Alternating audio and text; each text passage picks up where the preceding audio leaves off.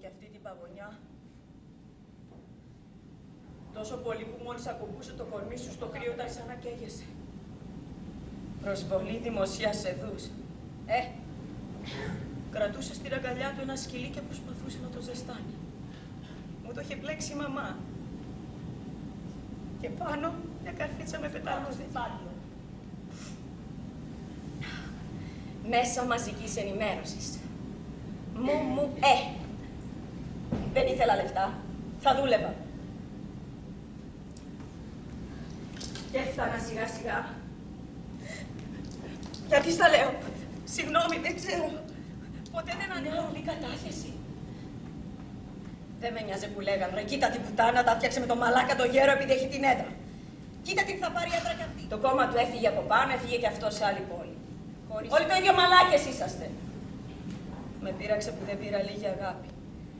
Μάζευα τους καλεσμένους. Κάτι καμένα μυαλά και ψυχές που νόμιζαν ότι αν μπουν τον πόνο τους σε γνωστό μεσημεράδικο θα κάνουν κάτι. Αγόρασα αυτοκίνητο, νοίκασα μεγαλύτερο σπίτι. Έκανα και κάτι δάνεια, ψώνια, ταξίδια. Σχέση δεν είχα, όχι. Δεν ήθελα, μπορούσα και μόνη μου. Είχα γνωστούς. Βγαίνανε, πίνανε και πολλούς για πίνημα. Δεν ήθελα για να στεγνώσουν.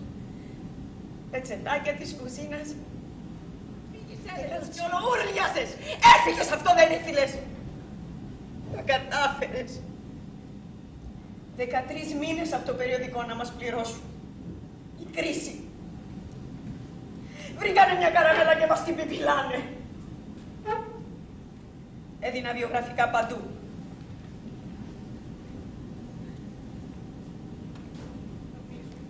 Χάιδεψα το κεφαλάκι. Δεν θυμάμαι που έβγαλα και που άφησα τα εσώρουχα.